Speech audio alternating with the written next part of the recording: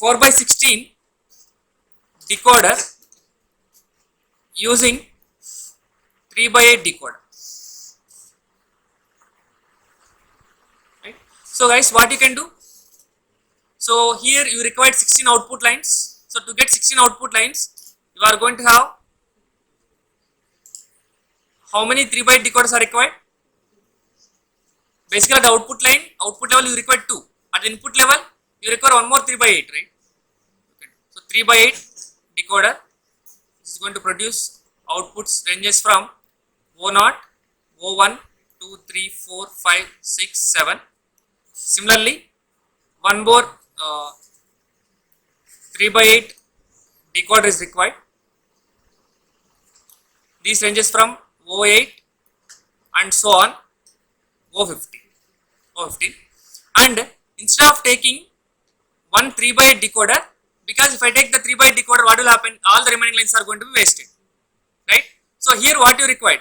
You require to control only 2 circuits, right? That's the reason I am going to simply use a 1/2 decoder. 1/2 decoder, and this output will be transferred to this one, and this output will be connected to this one. So and these two are enablers, as like we discussed, right? So here we are going to have one input, and here there will be an enabler. This enabler value is always 1 to make your circuit value as high, or if you make 0, your circuit always going to be in off state, right? Now what might be the inputs you have to give to work this circuit, right? So here as it is 1/2 decoder, here you have to give only one input.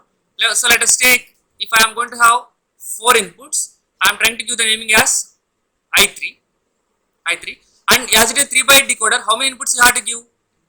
3 inputs. So I will make it as I2, I1 and I0.